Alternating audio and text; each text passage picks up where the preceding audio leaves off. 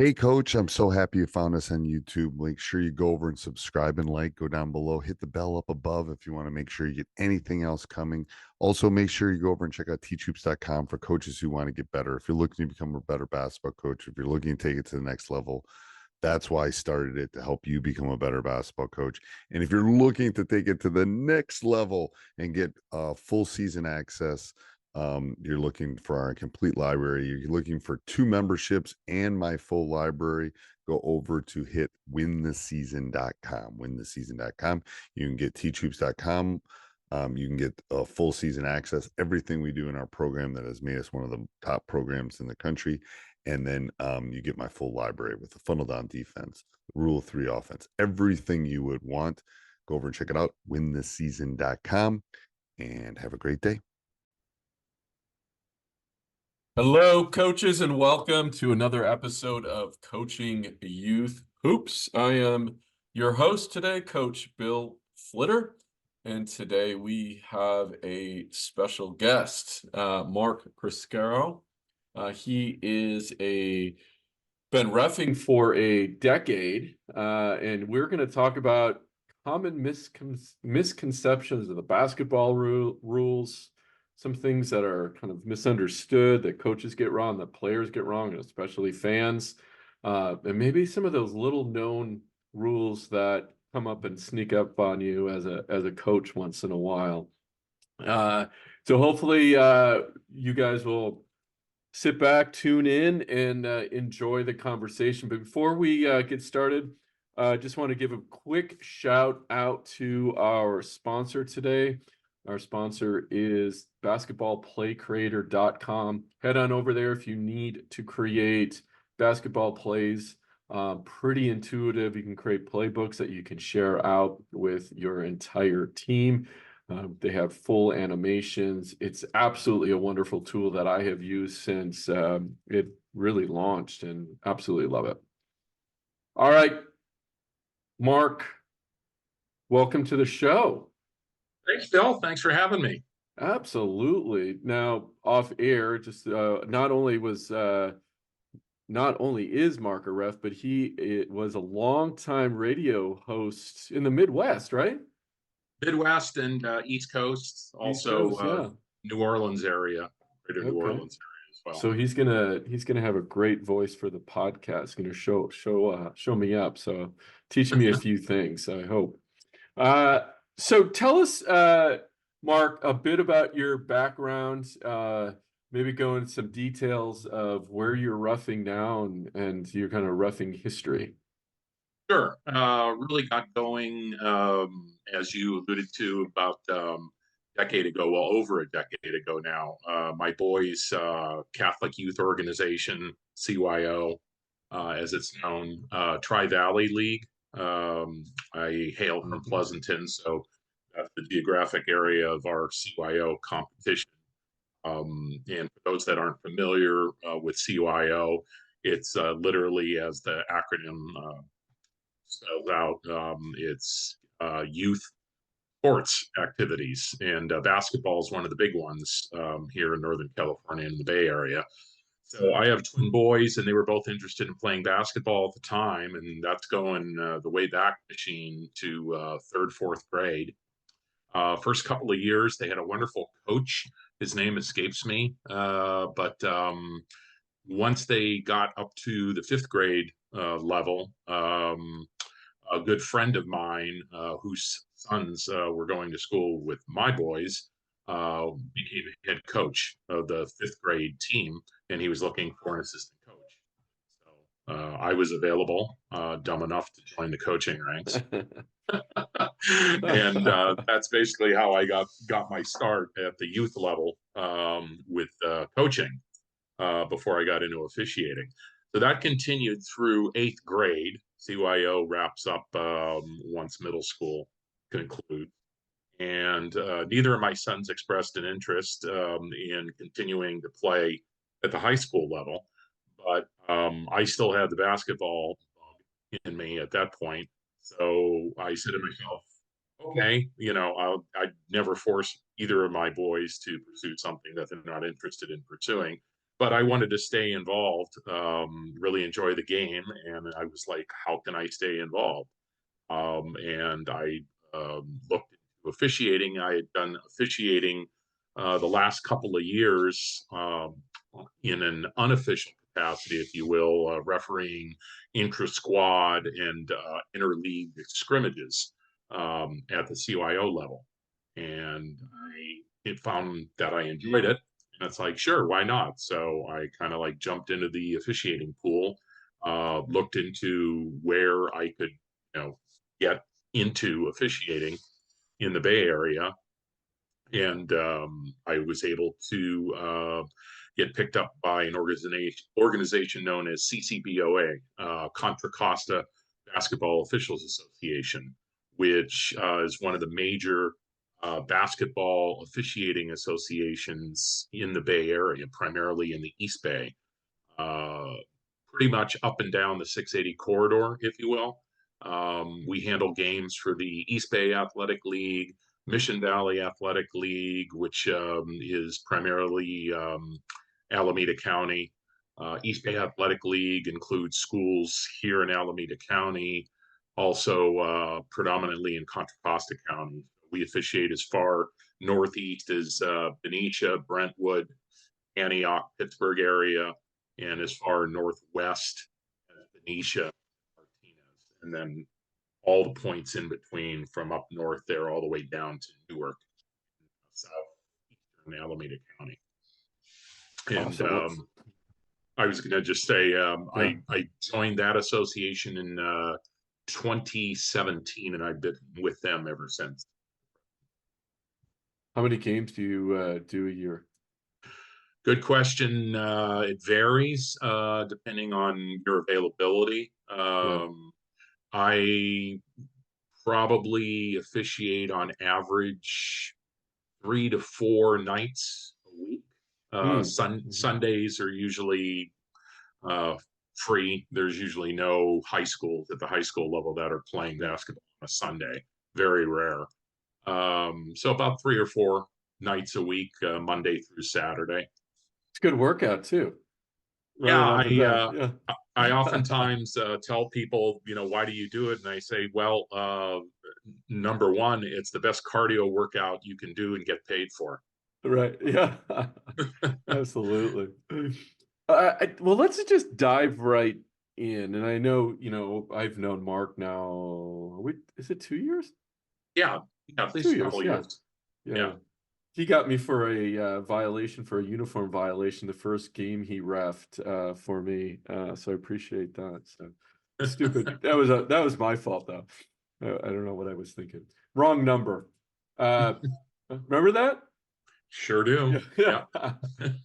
Mark definitely plays by the rules, and that's definitely appreciated. You can't argue the rule book with Mark, so that's awesome.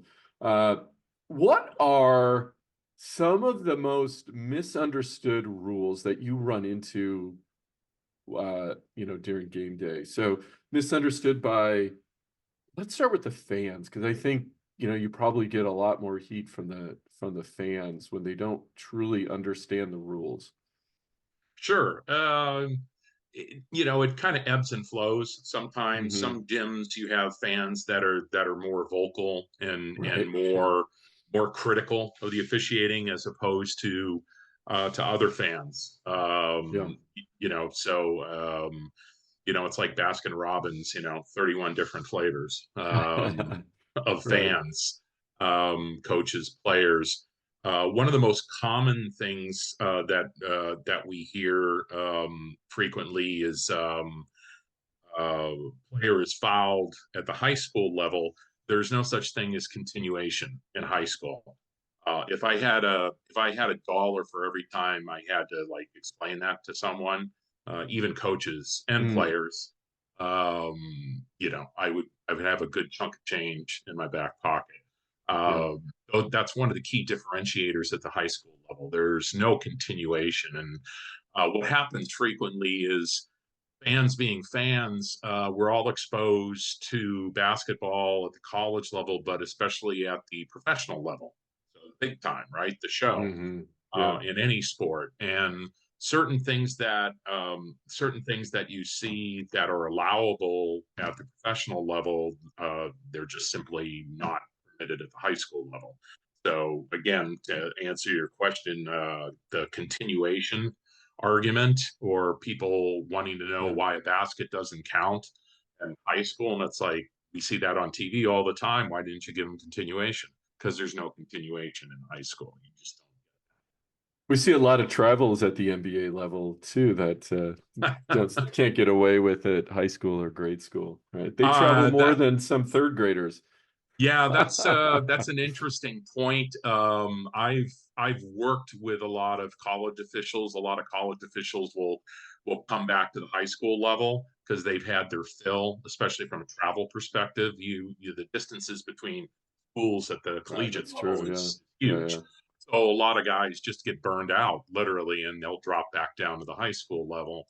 And certainly at the professional level, you have to appreciate that you have the best basketball players in the world, literally, playing in the NBA. I mean, they are the best of the best. And so the speed of the game at the NBA level is just incredibly fast. Bottom line is, it's very easy to miss a travel at the NBA level. So it's not like they're deliberately letting travel violations go. It's just, it can be really tough because of, remember, the officials, all of us, no matter what level you're officiating at, we're in real time. And at the high school level, we have zero benefit of replay. Replay is still, there's zero replay at the high school level. Whatever we determine or correct ourselves about, if it's a correctable error, that's the call. College over the years has incorporated more and more replay into officiating, which obviously gives you the benefit of reviewing the play in slow motion. So you can see, oh, okay, he did do this or he didn't do that, and so then you can adjudicate correctly. Another differentiator, we don't get a lot of comments from fans or coaches about this, but the level of fouls, for example, in college and in the pros, you have flagrant ones and flagrant twos. That simply doesn't exist at the high school level. You have a flagrant foul, you can have a flagrant personal foul or a flagrant technical foul. In either of those situations, if that's the call against a player, an offending player, he or she is gone. They're immediately disqualified from the game. Yeah. There's no wiggle room. Yeah, and are there other, like, the one I've heard through the years is over the back, right? Over the back, right? Yeah, that's a good one. That we hear that frequently. In fact, last year I was doing a varsity league game, Mission Valley, Washington High School in Fremont at American, crosstown rivalry. And the longtime coach at Washington, Mike Tripp, great guy, very knowledgeable, knows his stuff. He was complaining that the player from American was over the back of his player, who was much shorter than this particular American high school player, who literally reached over the Washington player to grab a rebound, a defensive rebound. And he was yelling over the back. And I just looked at him and laughed. And the reason I laughed and chuckled, and so did my partner, Mike should know better because he's a veteran official. At no level is there a call called over the back. Or I should say there's no foul or violation known as over the back. What happens is it's perfectly legal for one player to physically reach over a shorter player and grab a rebound or a loose ball. That is not a violation. It's not a foul. However, if in the process that they're reaching over the back of that player, they displace that player, i.e. push them with their body, that is a foul. That's either a blocking foul, or what's commonly adjudicated in that scenario is push, because literally they're pushing the player out of the way to get the ball. That's what we're looking for in that scenario. So that's a real good scenario to bring up, because that happens all the time. That And happens a as lot. long Yeah. as the player, as long as the player who's in front of the player who's reaching over them, as long as he doesn't displace that player, make him move to gain an advantage, it's perfectly legal. So how do you differentiate that an aggressive box out by either player? Well, let's talk about the player in front of me is pushing on me. I'm behind them because he's trying to get the ball, right? Yep. So I'm pushing back, right? Mm-hmm. So Well, yeah. that's another good one. That alludes to people that like to say that, well, basketball is not a contact sport. It's like, Yeah. I guess you've never officiated before or been actually close to the action in a basketball game at any level. There's Right. plenty of contact in That's any right. basketball game. So the scenario you described happens all the time. Again, what we're looking for is displacement. Is the contact from either player displacing either one of them? If there's displacement involved, that's a foul, because you're gaining an advantage by displacing that player, either whether you're on defense and aggressively trying to box that player out or prevent them from getting a low post opportunity, scoring opportunity, whatever the case may be, or you're just literally trying to get him out of the paint in anticipation of him or her receiving the pass. What we look for in those scenarios, what's classic is the forearm arm bar against the back. Yeah. That, generally speaking, is allowable, especially if the other player is counteracting by basically pushing back, typically with their back, right? Okay. Yeah. When it gets to the point, if the offensive player takes both arms and wraps themselves around that defender to basically prevent them from doing that, that's an offensive. That's a team control foul because they don't have the ball, as opposed to player control. Player control is an offensive foul whenever it's assessed against the player who actually has possession of the basketball in the front court or the back court. Yeah. In the front court. So that would be a team control foul, because that offensive player is gaining an advantage because they're literally holding the player and restricting their movement when they do that. So that's a foul. On the defensive side, once the defender makes any kind of pushing motion, whether it be with that arm bar, if they're strong enough, and normally they're not, but sometimes there's a player that's strong enough, they can literally push that offensive player out and away from the basket. Well, that's a pushing foul. So that's a foul. If they get two hands on the back, Yeah. that we will usually, as long as one of those hands comes down, if it's not constant, if they're keeping constant contact with two hands, then that can be called as a hand check foul. Especially, and it was a point of emphasis last season, especially if that player gets possession of the ball. If the defender ends up with two hands on the back while the player has possession of the ball, that's a hand check. And I bring up points of emphasis, POEs. Every year, the umbrella organization for high school basketball, the National Federation of High School Associations, NFHS is the acronym. They come out with a list of POEs. And last year, that was a major POE. We want two hands on the back called, especially when it's a defender putting two hands on the back of a ball handler in that ball handler's front court. They want to try to eliminate that from play.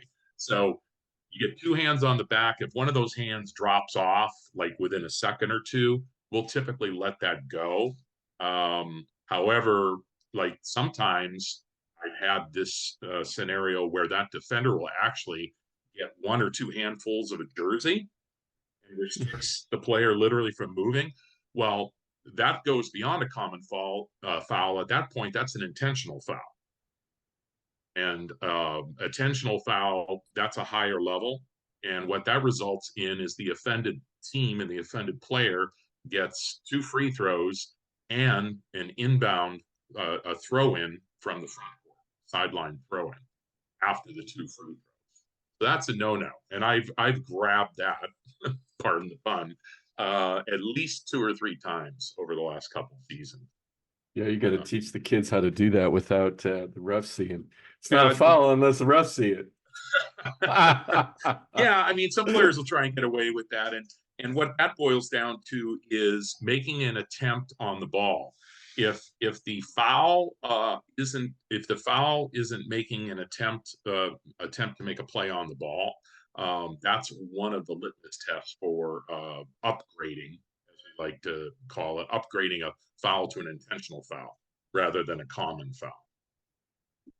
And I'm going to drop back here a little bit, and you talked about the arm bar. Now, for years, if I'm the offensive player in the low post, I'm sorry, the defensive player in the low post, the offensive player has the ball. Yes or no, can I use an arm bar on defense to keep him out? You can, as long as you're not displacing them, as long as you're not gaining a physical advantage with that arm bar. Okay. So I can't extend it, of course, but I can hold it. I mean, you can extend it as long as you're not displacing the player, if that makes sense. Yeah. In other words, if you're just doing a back and forth based on the motion of that offensive player, in other words, if you extend that arm bar and the offensive player basically forces your arm back towards your chest as the defender, you got nothing. That's basically nothing. Neither player is getting an advantage there. The defender is just basically,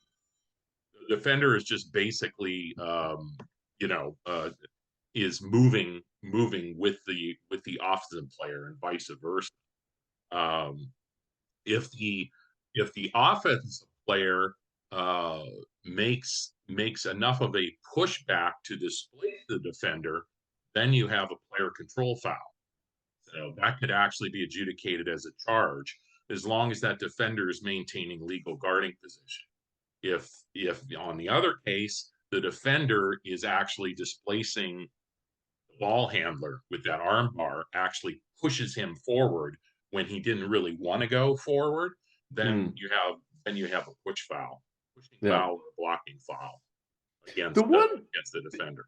Something very similar that always gets me, and I'm hopefully you, and I know I hear it on the other side too with coaches, is, okay, 2 players going to the basket. One has offense, defense. Offense is dribbling towards the basket. Okay. Defensive player's job is to stand between them and the basket so they don't score easily. Right. Okay. So the defensive player is down, just your traditional slides, in front of them, hands to the heaven, chest out, and using their body or hips, right, to keep that player from scoring. Okay. Now, from what I heard so far, what you're going to say, as long as I don't displace that person, then that's not a foul. So can you clarify that motion where, again, defense is hands to the heavens, they're showing their hands, right? And they're keeping the defender from just a straight line drive to the basket. Just keep it real simple to start. Okay, yeah, that's a classic scenario. Right. In that scenario, what we're looking for from the defender is, did he or she establish legal guarding position? Okay. And legal guarding position means you can get in front of that offensive player, but you have to have both feet set. There can't be any movement. In other words, if you didn't stop your movement before that offensive player made contact with you, that's a block. That's a block 100% of the time. So in other words, you have to have both feet established in that space as the offensive player is approaching.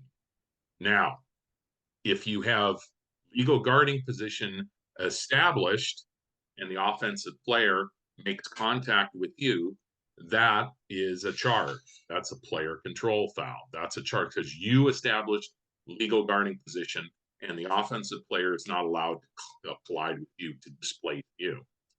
Any kind of movement, once that defender establishes legal guarding position, because this happens too, more so at the upper levels than at the high school level, but it does happen at the high school level. Defender establishes legal guarding position. Offensive player is skilled enough to do a Euro step. And it's like, whoops. It's like, I thought he was going to over my left shoulder. Say he's driving on the left side, right? I thought he was going to go over my left shoulder as the defender, but he took a Euro step. And now he's switched positions with his second step and he's moving to the left. He's going to get around me. So I'm going to like basically lean into him with my hip. Right. Yeah. That's a blocking foul. There can't be any movement. You have to be stationary. That includes your hips. That includes your upper body, and typically your shoulder or your elbow. Any movement by the defender to try to restrict the movement of the offensive player who's trying to drive to the basket, that's a block every time. Let's dive into that a little bit more then. If I'm playing you one-on-one, okay, and we're at the wing position, okay, like just beyond the arc, just beyond the just beyond the arc, right? Okay. And I'm keeping you, and then all of a sudden you do a move and you get by me, and you get by me not completely, but I'm chest. Your shoulder is in the middle of my chest. Again, I'm in this position. Okay. Now, as the defender, I'm sliding with you as you're going towards the basket. And that's where I kind of was going with that question too. Are you saying that once the chest to your shoulder to my chest, and I'm keeping you from scoring, and we're going to the basket now? Yes. So that is what you're describing is legal. That's the defender moving obliquely is the term with the offensive player. As long as you are not prohibiting their forward movement to the basket, you're still in legal guarding position. And we see that too. And a lot of times there'll be contact as the offensive player, excuse me, is proceeding to make a layup, or maybe a pull-up jumper if they're not confident that they're going to get all the way to the basket without contact. If that defender has hands up in the air, and that's classic, and all their movement is moving backwards, like towards the end line, and there's maybe a minimal amount of contact at all, we got nothing there. We don't have a defensive blocking foul, a hit, as long as he hasn't hit his shooting hand, gained any kind of advantage whatsoever. If the defender is moving backward in that scenario and there's some contact, we have nothing there. We don't have an offensive foul. We don't have a defensive foul.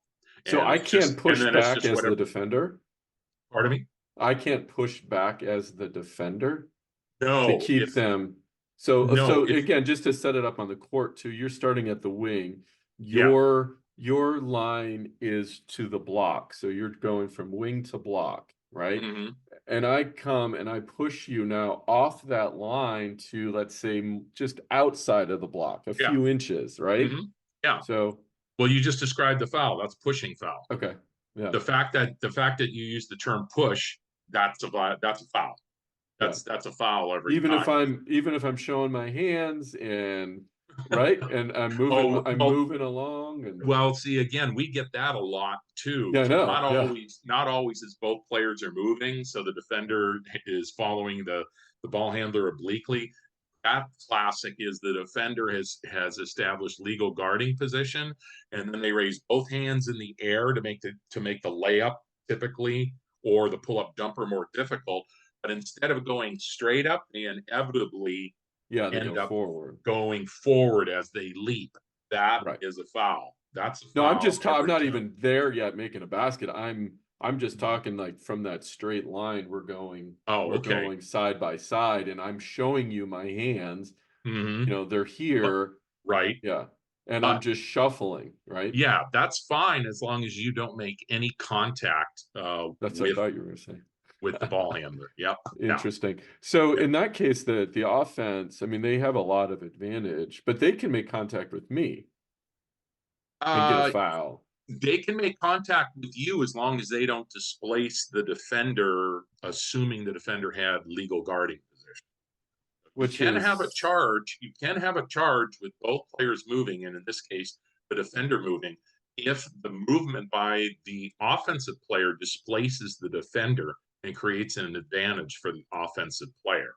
In that scenario, typically it's the ball handler throws the arm bar at the oh right. defender. Yeah. Now, a Hmm. lot of times there's like little or no contact by that arm bar because the defender's already moving, right? He's keeping pace with the offensive player.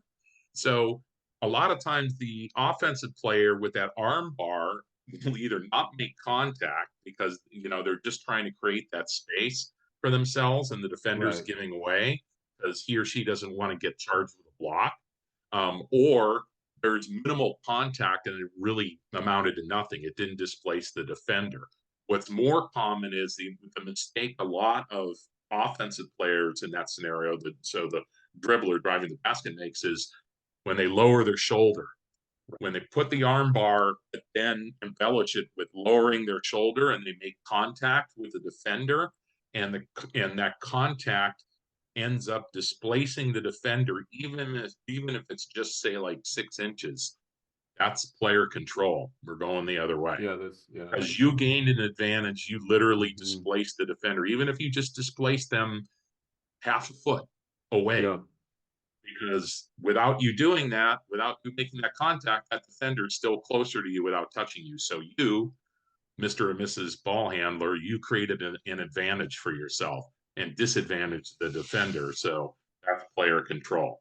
And again, and we see that so many times in a game, and it's like the coach will say, but the defender stuff that made contact. It's like, coach, it's like your offensive player initiated the contact not only with their forearm, but they lowered their shoulder.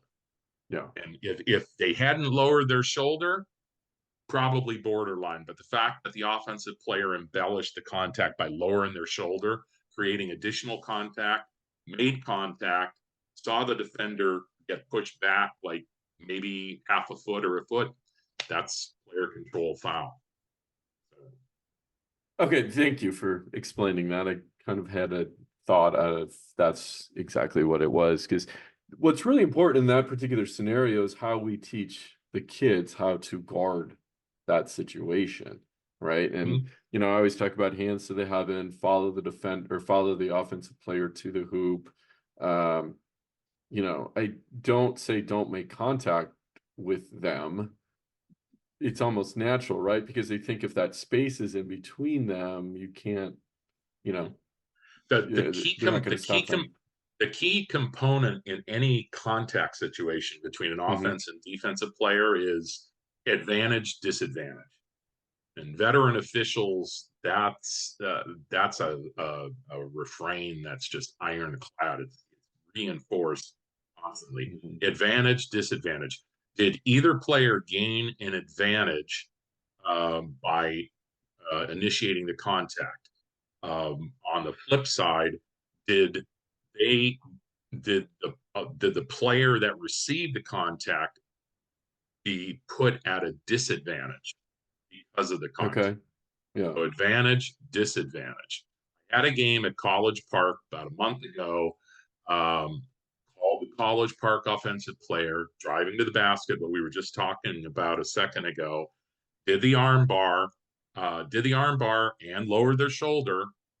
You know, player control. We're going the other way. That's a foul.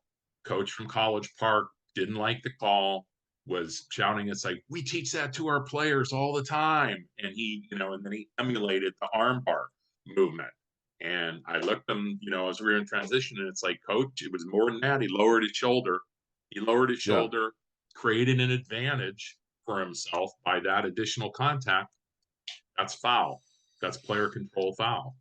So you can't do that. So, I mean, I understand the principle of teaching the armbar to offensive players heading to the basket to create that space to get Right. defenders to back off. But you have to keep in mind you cannot displace the player by any form of contact. If that causes the defensive player to back up and it's minimal contact, you're really not displacing them, then we let that go. We got nothing. Yeah. No advantage or disadvantage created by that, by the offensive player. Yeah, that makes sense. So, and I can see why that's taught, because sometimes that will get a defender to back off because they don't want to be called for a blocking call, especially Well, if it's also at the younger levels, we teach that to protect the basketball, Sure. right? Arm bar Yeah. out, hold, right? Yeah. And so the kids Yep. take that all the way through, not just when they're dribbling or stationary dribbling, but when they're going to the basket too, right? Yes. Yeah. Absolutely. Yeah. Yeah. Yeah. And as long as the defender's not displaced, and a lot of times that will work with the defender, it will get them to back off, and then you gain an advantage, but you didn't create any contact with the defender. You got that defender to back away from you just simply by extending the arm bar. Just extending your forearm towards the defensive player, I mean, that's not a foul, it's not a violation, unless you make contact, and the contact you made by doing that created an advantage, physical advantage. That makes sense. All right, thank you. Thank you for all those details. That was great. Switching gears a little bit, loose ball fouls. So We'll stop right there. There's no such thing as a loose ball foul at the high school level. It's not even in the rule book. In the rule book. Okay, so dive into that. I understand what you're describing. There are loose balls at the high school level. Loose ball, by definition, means that neither team has control of the basketball. All is loose. That's the term, loose ball. But there is no loose ball. There is no term loose ball foul at the high school. Yeah.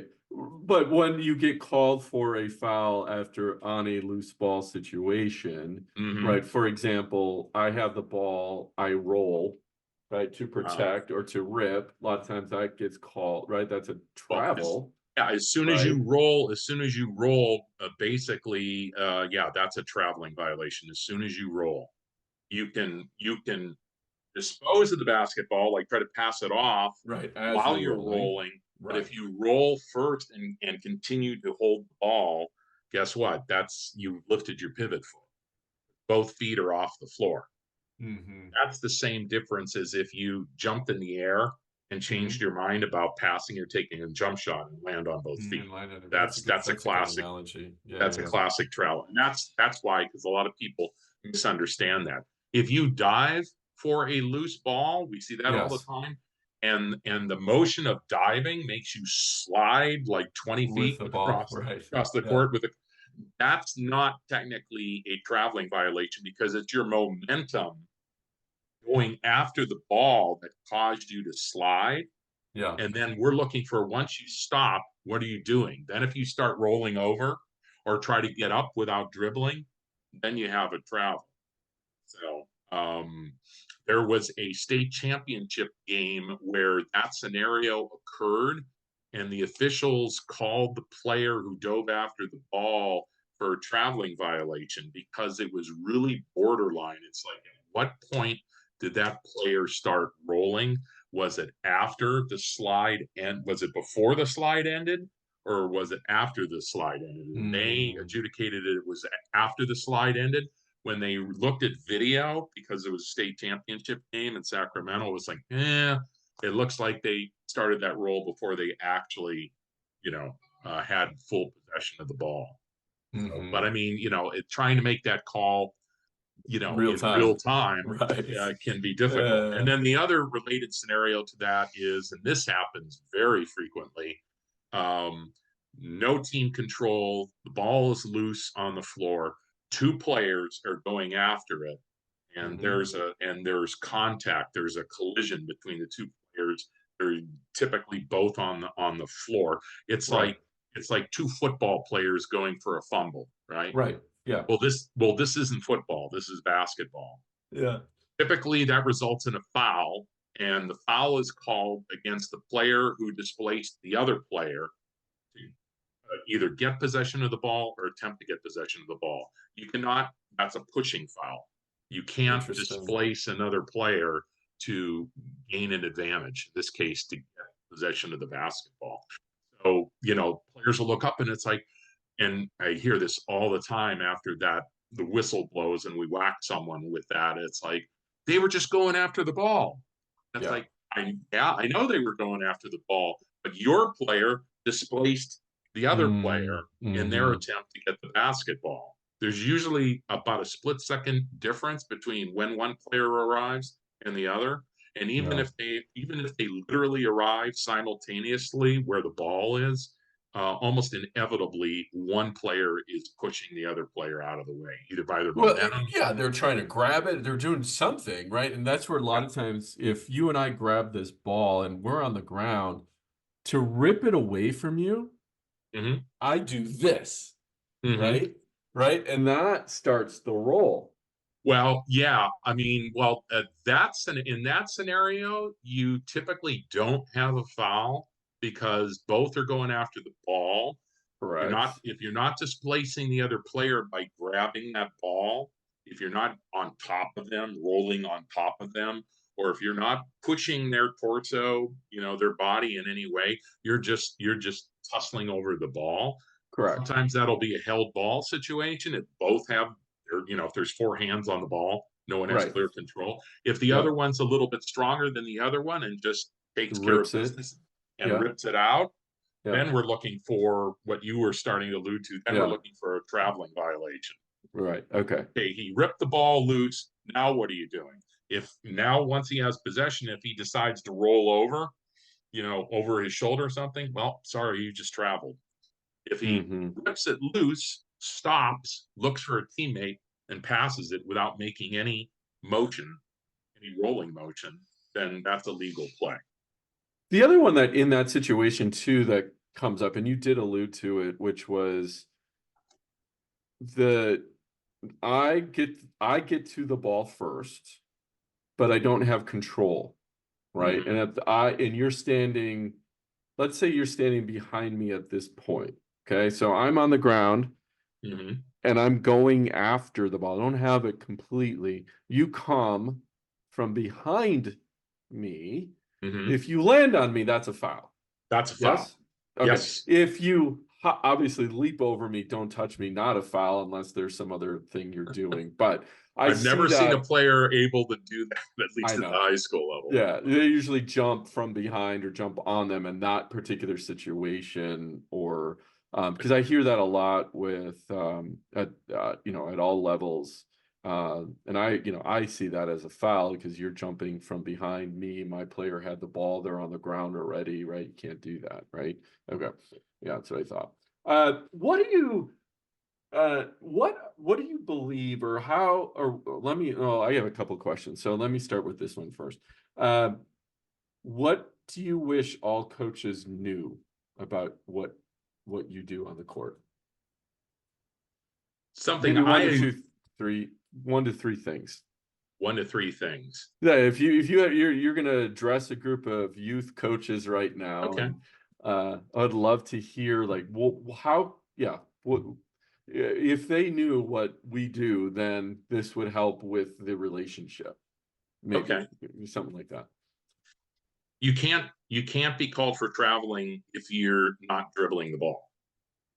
In other words, if you don't have control of the basketball, and we Uh-huh. certainly see this numerous times at the high school level, players dribbling the basketball, gets to the front Right. court, they see a double team coming up and they get nervous. It's like, oh man, I'm going to get trapped, and Right. then they don't continue the dribble. That it's like the ball just like goes up in the air, floats, whatever. They're Oh, still okay. Yeah, moving. yeah, The yeah. ball's like a Yeah. hot potato, right? Like a hot potato. Yeah. Yeah, Then yeah, they yeah. regain possession and start dribbling and either dribble their way out of that or stop and look for a kick out, to get Right. the ball out of the double team. Yeah. I can't tell you how many times I'll hear a coach yelling, it's like, that's a travel, that's traveling. It's like, no, it's not. Why? Mm, Because they weren't dribbling the ball. At the point where they were bouncing, where they were whapping the ball around, without dribbling, there's no traveling. yeah. So that's number one. So you can't Okay. you can't travel if you're dribbling the basketball. That's interesting. Okay, what else? What other advice would you have for coaches? And this is just for the coaches. So then the other question I'm going to ask you is what can we teach our players that will help you? So that's the follow-up question. So this one is just for the coaches. Okay. Something that we discussed early on, there is no such thing as over the back. Okay, Period. yeah, I hear that all game long. And I knew that. I know there's no over the back. Yeah, And then no I such always thing say, as over the back. there's no such thing as over the back, right? I'm saying this. And then, unless there's a foul. And then something we discussed about in various scenarios is just because there's contact doesn't mean there's been a foul committed, either on by both sides, the defense offense or the yeah. offense. So, yeah. And again, that alludes to people who love to say basketball is not a contact sport. Right. Yeah. And I guess you haven't watched much basketball. Well, I always talk about the hot stove scenario, right? Person in front of me is about to break loose, right? And I can sense it. So I hop back and I kind of hold them, right? I just kind of push them, or not push them. I stick my arm out, right? Yeah. Now, one hand on I think about it as a hot stove. What you're describing, as long as you're not displacing them, be careful. Whenever you say pushing is I'm sorry. That's why I corrected myself. Yeah. So you can have forgot who I was talking to. You can have one hand. You can have one hand on the ball handler's back, or even an the front. I'm thinking even on the front, right? I'm holding them. If you're restricting their movement, then again, advantage, disadvantage. You just gained an advantage because they're restricting their movement. But generally speaking, one hand on the back on an offensive player or defensive player, you can do that all day, all night, as long as you want. As long as you're not displacing them, and that exists at all levels. You see, I mean that's bread and butter at the NBA level. I mean, you're virtually guaranteed on the offensive side. Whether you have the ball or not, in the front court, that a defender's going to have a hand on you. So, but they're not displacing. That's the key. Are they gaining an advantage? Once there's a push, any kind of push or restricted movement, so a block where you're restricting their movement with your body or with your hand, then we have a foul. And again, if it's two hands on the back, and at the high school level, if it's two hands on the back of the ball handler, that's a hand check. That's a hand check. Even if you didn't restrict the movement, NFHS, again, last year was a POE, a point of emphasis. They're trying to get that completely eliminated at the high school level. I'm sorry, which one? Two hands on the back of the ball handler. You do not want two hands on the back of the ball handler, even if they're not displacing ball handler. It's like that's considered a no-no. I mean, when they have these points of emphasis, are a lot of times they're already rules. Yes, and they're just kind of they're already in the rule book. They're already in the rule book, and they're not being enforced. That's a point well taken. I'm glad you brought that up. Yeah, more often than not, I'd say more than 75% of the time, the POEs that are issued by NFHS in the preseason are things that this is a rule. It's in the rule book. It needs to be enforced. That's why it's a point of emphasis. Yeah. Okay. Before I forget, though, I have a third grade player. I said I was interviewing you, and they had a very specific, fun question for you too. So this one is for Kata. She asked the question, which is, she's got two scenarios. Scenario number one is you're the defender on the offense. I throw the ball between your legs, okay, and I get it on the other side. Is that legal? Let's see. Did I stump the ref? No. Well, you deliberately pass the ball through the defender. Correct. Through defender's legs. Yeah. And I retrieved it myself. And you retrieved it yourself. I believe that is illegal because you're passing the ball to yourself. Illegal, yes. However, the caveat there is I would have to double check. because we're all human, including officials. The fact that the ball made contact with the court first on the floor before you retrieve the ball might make that particular scenario legal. Yeah. And if that ball touches any part of that defender, even if it just brushes their leg, it's definitely 100% legal. Yeah.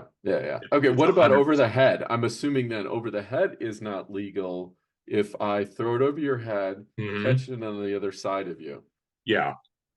Then that's like catching your own I'm catching your own jump shot. Yeah, catching your own pass. So that's illegal.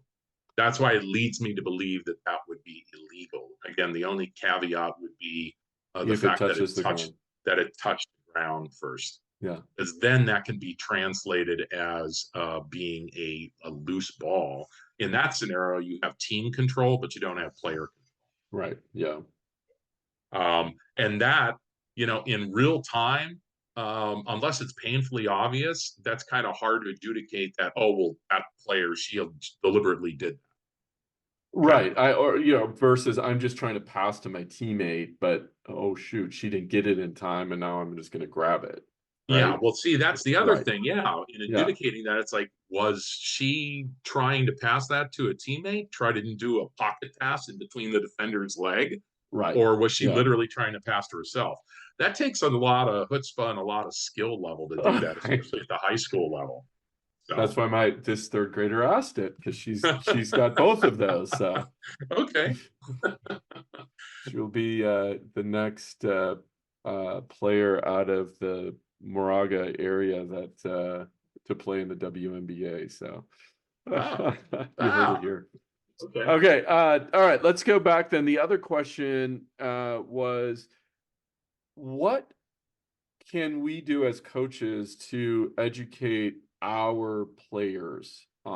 Any maybe 2 or 3 things specifically that's related to what you see on a regular basis, and maybe some of these you've already brought up, but what are some of those things maybe that you always get looks for from the players, and how can we educate them to work? Well, let's not just to work with you. That's the other question I want to talk about, but more about what can we show them that they need to do better technically, right? Something we addressed earlier in the conversation, going up in the air, hands up in the air, whistle blows, fist goes up in the air, and they have this bewildered look on their face that I went straight up, and they look at their coach. It's like, I went straight up. And it's like, hands up in the air. And it's like, no, you didn't go straight up. And I can't tell you, it's like a broken record how many times I tell the coach, it's like I called him or her for a block because, they had their hands up in the air, but they went forward. They went forward. They didn't go straight up, and they didn't go backwards. So it's very, very difficult for a defender to literally go completely straight up. Yeah. Inevitably, human nature is they're going to drift towards ball handler more often. And even if it's just like less than half a foot, if there's any motion towards the shooter, that's a block. If they're moving backwards at any point in time with their hands up in the air, we got nothing every time.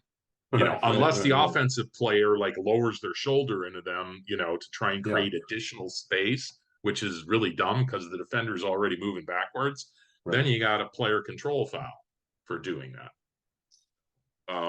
That would be one of the biggest ones. Get that all the time, virtually at least a couple of times per game. So what would you suggest we do? Have players teach players just, hands up, feet on the ground. Right? Because boys especially, right? Boys especially always want to jump. I always talk about this, right? As soon as the ball is anything, they're up in the air, they're trying to block the shots, right? Trying to make the highlight reel. So right. Just remember, I would emphasize to them, remember that offensive player is coming towards you, so don't go towards them with your body. Fine to have your hands up in the air, Yeah. And it's fine that you didn't bring your hands down on top of the player because that would hit, Right. but that in and of itself doesn't absolve you from, being called for a foul, because any movement towards that shooter is going to be a blocking foul. So I would say just keep that in mind. If you're going to go up, choose to default to maybe drift backwards towards the basket instead of away from the basket.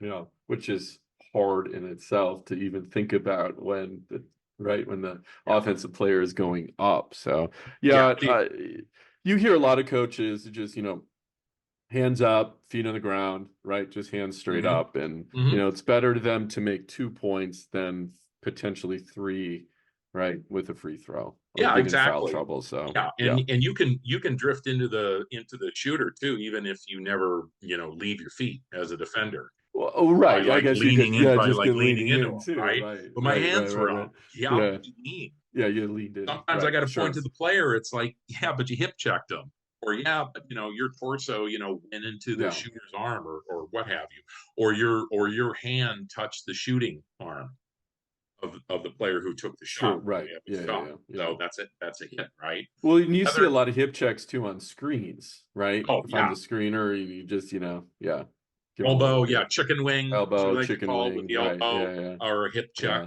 So if you, any kind of movement, even though both feet are stationary and you've established legal guarding position, any of that kind of drifting, any kind of movement into the player, it's like that's going to be illegal. On the offensive side, it'll be an illegal screen. The other thing, to additionally answer your question, that I wish coaches would teach their players more often is, if you're a defensive player and you're going to get beat, it's just like you guessed that the player was gonna move to your left, and instead they move to your right, and so you stick your hand out, and just do an arm bar, cross, and it's like dumb foul, as the expression goes. It's like, if you're beat, and especially if it's in the first half of the game, you just wasted a foul, a personal foul on you, and you wasted a team foul on your team because you were beat.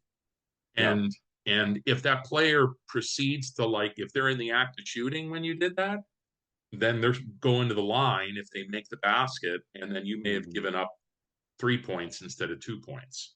So in other words, there's a lot of ramifications for making dumb fouls like that early in the game, because if it results in points for the opposing team, and say that opposing team ends up winning by one possession, by 1, 2, or 3 points, sometimes that's the difference in the outcome of the game. And especially if you're considered a key player by the coach, you really shouldn't be making dumb fouls. You should know better, because then you get in foul trouble. In other words, save those fouls for when it's a 1 or 2 possession game. There's under a minute to go in the game.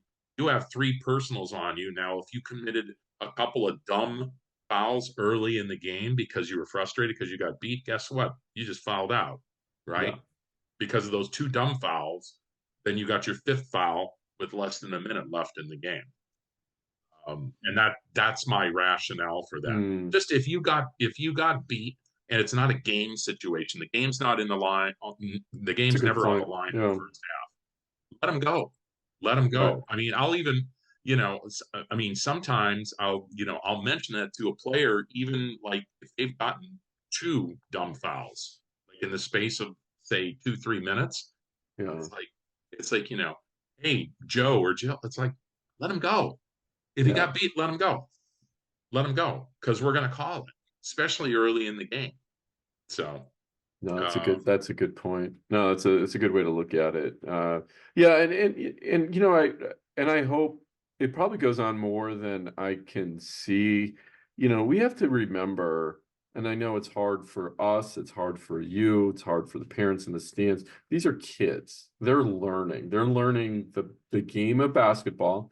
They're learning how They're learning how to work against adversity and all of the other things that sports brings. And the education piece of that is, I think, is really important. And I love refs who, either tell me or tell my players, hey, that, this is why this is a foul, or this is why I called you, or come over to me and say, hey, can you have your player look at this or do this, or they're gonna, you know what I mean? Like, okay. Yeah. Unless Well, it's, and of that's course, you know what I mean? Like this, yeah. we should all be working together Hmm. for the sake of the kids. Yeah, and That's just my opinion, that's but why I'll verbalize, things like that. Like, it's like if you get beat, let them go, especially at the lower levels.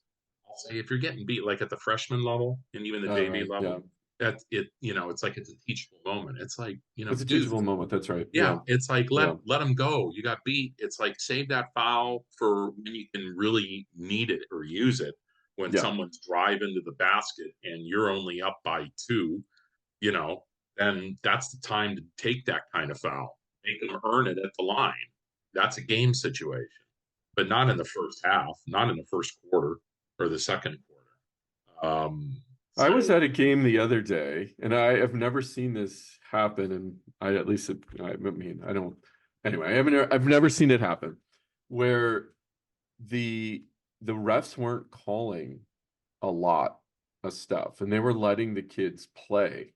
mhm. And it got to a point where I don't know how both coaches came together and went to the refs during the game. So they must have, I don't know how they communicated this, but it was one of the preseason games. So it didn't count, but I don't think that matters too much. But they stopped play to call the refs over and to say, hey, someone's going to get hurt, right? You Yeah. guys need to, dial it up. I mean, normally we don't like getting foul called, but it got to a point where it was starting to be a little bit unsafe because these girls were going at it.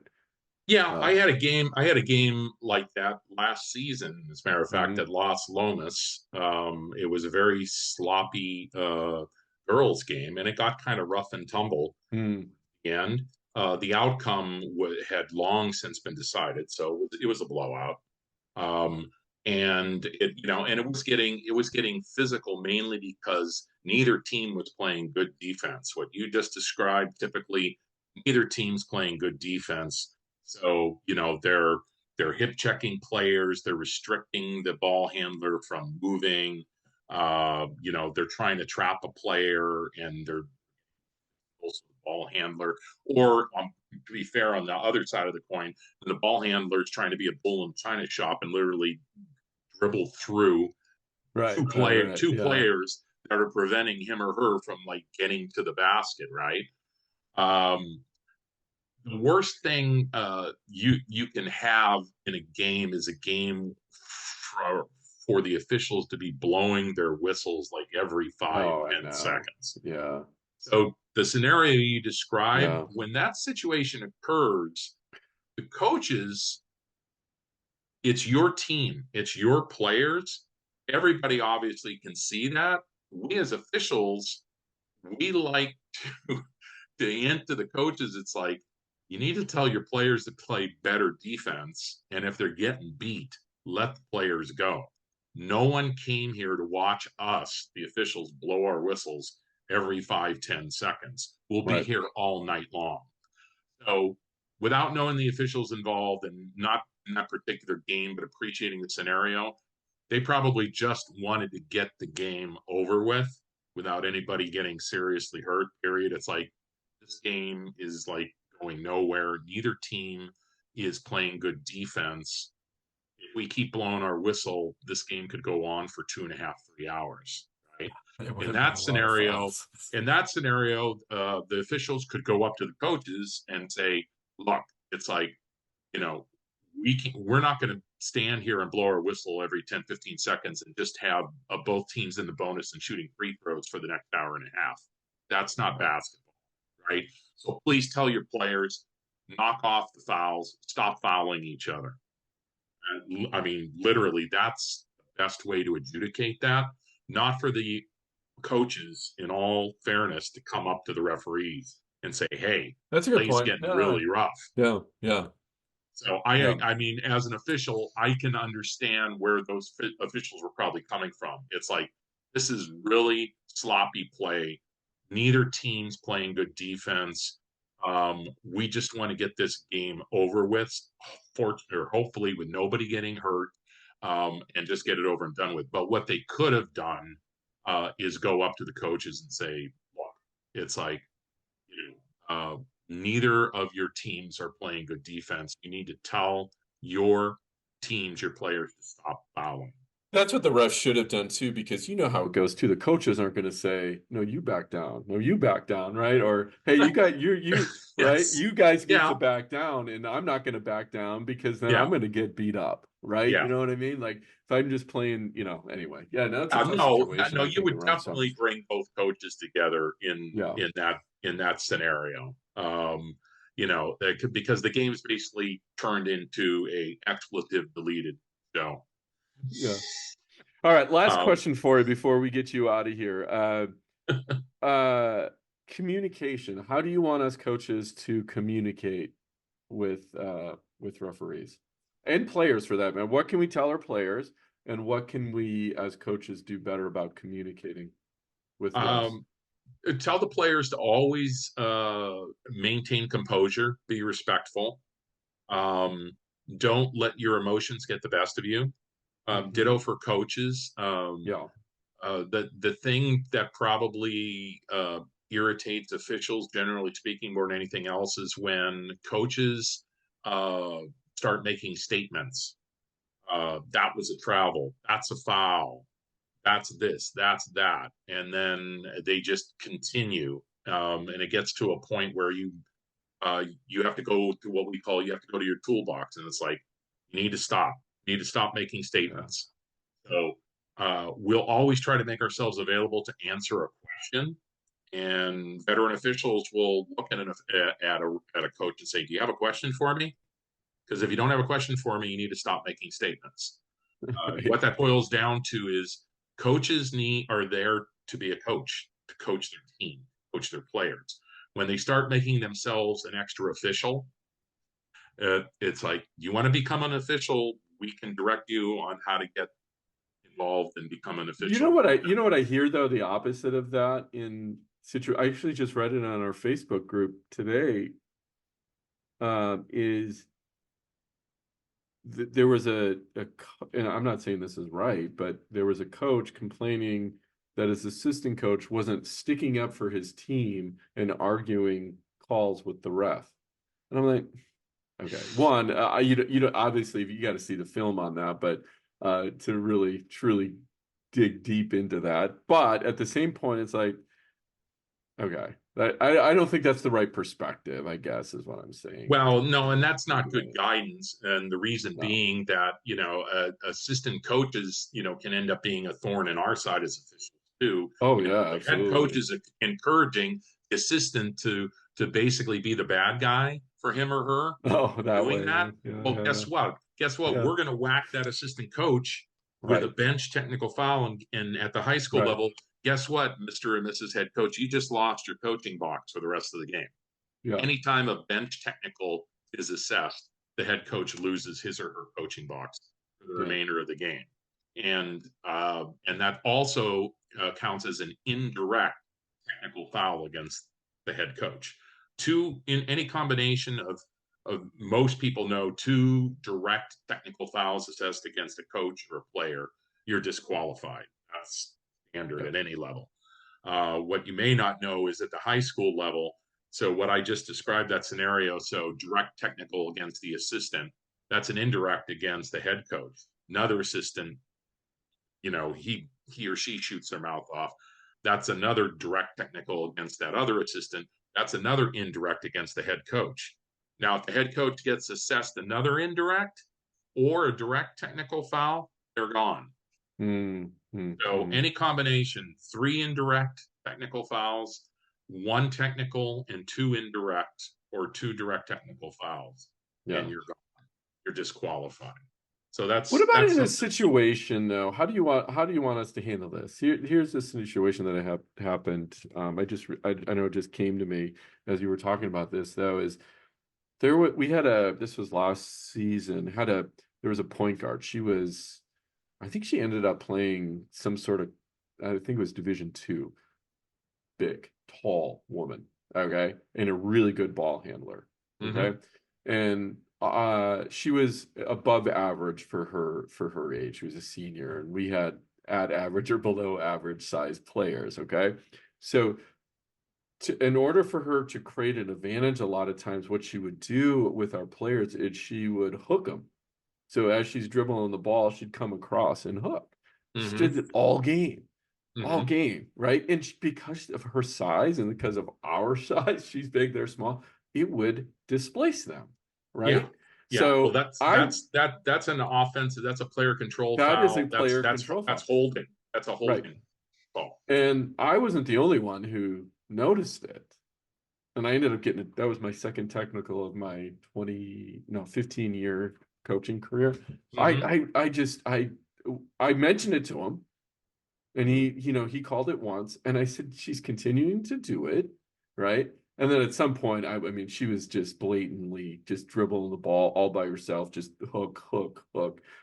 Coaches were pointing out, players kept on coming out of the bench. I saw it, and I'm like, okay, this is ridiculous. Like, I got heated. I don't get heated very often. I got heated in that situation. Right now, I know I shouldn't have gotten heated. I got a technical, but at the same time, it's like, this has got to stop. Like, that is complete displacement, right? So anyway, so in those situations, help me out. What do you do? Remember what I said about like asking a question? You're always entitled to ask a question. And in the heat of the moment, I mean, we're all human beings, so I get that. Sometimes the best approach in that situation is you're upset. Okay, the official called it once. If you pose it as a question and say, I know you called that earlier in the game. Can you keep your eye on her doing it again? Then you just presented it as a question. Right. And then you're basically Basic communicating the same thing, that she's Right. continuing to do it, but you're presenting it as a question, which begs a response. Right. Can you keep your eye on that player because I believe she's continuing to do the same thing? And that's fair. That's a fair statement. I've had players come up to me and say, "Hey, ref, number 23's been, holding me, restricting my movement. When we're in the front court, can you, keep your eye on it?" And I'll say, "Yeah, it's like, okay, sure, I'll keep my eye on that." Or I may already have been keeping an eye on the offending player. Usually it's low post play. They'll say, "Hey, so and so is like has his hands all over me in the paint. Can you watch?" And it's like, "Yeah, I've been watching it." So it's border, and I'll tell, if the coach brings that up to me, I'll say, "Yeah, I'm watching it." It's like, "Have you been seeing that in the paint?" It's like, "Yeah, I have." And they'll respond with a question. They'll say, "So what do you think?" And I said, "It's borderline." And I'll just be brutally frank. It's borderline. It's close to them getting whacked for a foul. Yeah. So that's answering their question and acknowledging that I'm aware of the situation. So I'm watching it. And when it rises to the level where I feel like I need to, blow my whistle and whack him or her for a foul because they got an advantage by the contact, advantage, disadvantage. Yeah. Advantage, disadvantage. Right. No, I'm gonna start using that. So advantage, disadvantage. All right. Coach, anything else? Or Mark, anything? I called you coach, but you were a coach. So ref. Anything else that help players, help coaches, anything else you want to leave with us before we call it a podcast, if you will? Sure. There's a new term that's come out because advantage, disadvantage has been around for a long time, and some in the know claim that that's an outdated term, but I wholly disagree with that. So I work with a lot of veteran officials, a lot that also worked at the college level, and it's still a basic principle of officiating: advantage, disadvantage. RSBC is like the modern term, so rhythm, speed, balance, control. RSBC, I believe, is the acronym. So anything that disrupts players' rhythm, speed, balance, or control, you got to foul. Interesting. Make sense? Yeah. RSBC. To me, that's the same as advantage, disadvantage. It's just a It's just a more sophisticated way of Right. defining it, if you will. So Yeah. that's my personal opinion. So, but that's like the modern term, in my humble opinion, of advantage disadvantage. So that said, anything else to share? I would say, um, so many times we see a scenario where a coach is getting on us as officials, and it detracts, it takes away from them coaching their players and their team. I'll never forget, I did a girls' game at Northgate in Walnut Creek about, geez, I want to say probably 3-4 years ago. And I was working with a veteran official, and the visiting team, I can't remember who the visiting team was, but the coach was trailing by double digits for the majority of the game. And so he's getting frustrated. So he started becoming the third official, and he's making statements, that's a travel, that's a foul. Why aren't you calling that? It's like, oh, come on. It's like, where's the foul on that? That should be an N1. And, got to the point where, my partner and I got together during a timeout, and it's like, have you had enough of him? Because I have. My partner, who is a veteran official, he goes, have you had enough of him? And I said, yeah, frankly, I have. And he goes, yeah, me too. He goes, the next time he opens his mouth, we're going to whack him with a bench warning. Because, so we've gone to our toolbox. That's the first step. The next step is to whack him with a technical foul. So, sure enough, shoots his mouth off, tweet our whistle, bench warning, put it in the book, 3:54, third quarter. From that moment on, he put a zipper on it, no more officiating from the bench. He started focusing on coaching his players, and lo and behold, they closed the gap all the way, made it a one-possession game. Oh, wow. They ended up winning the game.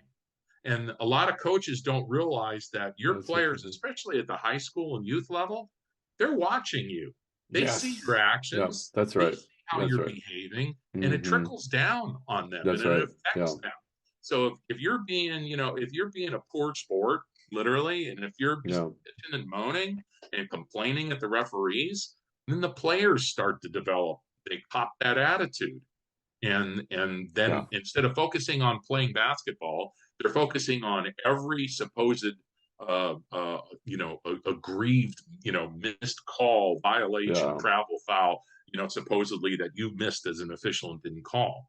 So bottom line is, when the coaches focus on coaching and let us as officials officiate the game, your players ultimately play better. You make yourself a better coach, and everybody wins. That's awesome. Yeah, I know that, Mark, that's great advice, and I wholeheartedly agree. Again, we're there to set the example for the kids, and in the heat of the moment, of course, sometimes it happens, and I know the coach you're talking about there too. So I'll have a conversation with him. I'll share this with him. Just kidding. Well, the head coach, I know the head coach at Northgate. It wasn't him. It was his opposing coach.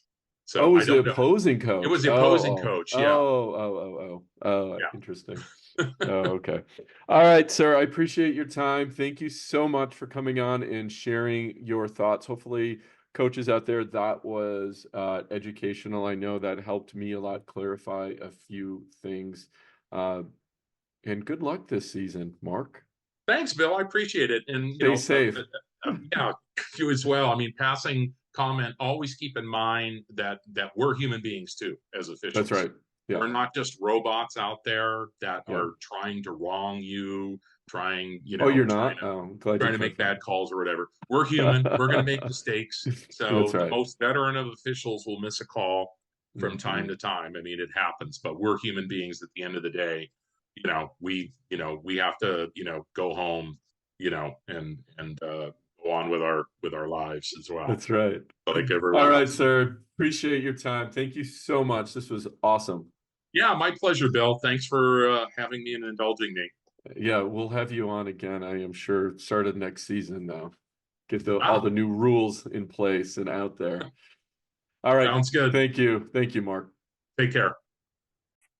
Hey, coach, I hope you like this. Make sure you go over and check out Teach. Make sure you subscribe and like. Make sure you go over, leave some comments if you have any questions or anything like that. I'm here to help. I'm here to serve.